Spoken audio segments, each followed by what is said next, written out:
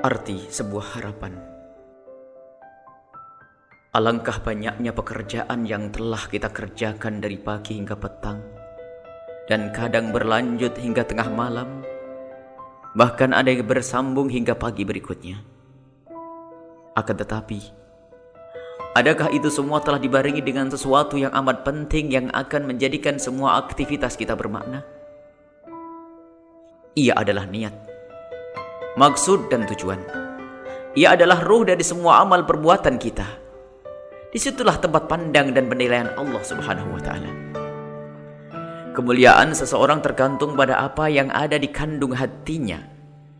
Penarik becak, penjual bakso, seorang ustadz, pejabat, semuanya sama-sama jelek di hadapan Allah Subhanahu wa Ta'ala jika yang terkandung di dalam hatinya adalah rencana busuk, niat yang jelek, dan tujuan yang tidak baik. Begitu juga sebaliknya.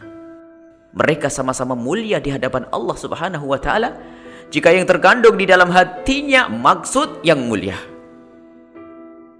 Rasulullah Shallallahu Alaihi Wasallam pernah bersabda bahwa karena niat yang terkandung di hati, ada beberapa pekerjaan yang terlihat sebagai pekerjaan dunia, akan tetapi dinilai oleh Allah Subhanahu wa Ta'ala sebagai amal akhirat.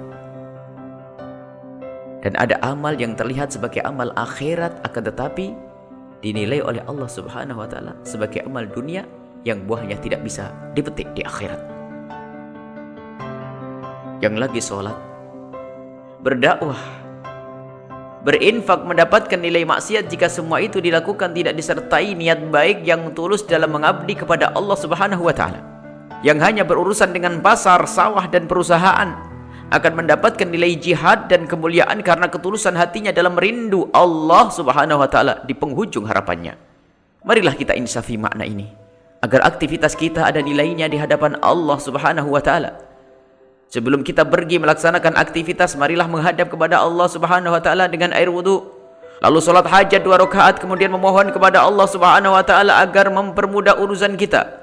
Lalu kita tutup dengan merenungi apa yang ada di hati kita. Sudahkah kita berniat yang baik dan rindu ridha Allah Subhanahu wa Ta'ala dalam aktivitas ini?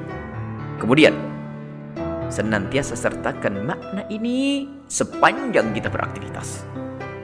Jika kita benar-benar serius dan tulus dalam merenungi ini, sungguh sepanjang kita beraktivitas akan terjauh dari pelanggaran kepada Allah Subhanahu wa Ta'ala. Sebab yang menuju Allah Subhanahu wa Ta'ala akan senantiasa mengambil cara yang diridhai oleh Allah Subhanahu wa Ta'ala agar sampai kepada tujuan. Dan tujuan apapun, jika cara yang kita ambil untuk sampai ke tujuan itu adalah tidak baik, itu bertanda bahwa niat dan tujuan kita bukanlah yang baik. Dan bagaimanapun juga kita tidak akan sampai kepada tujuan, yaitu ridha Allah Subhanahu wa Ta'ala. Wallahu a'lam bishawab.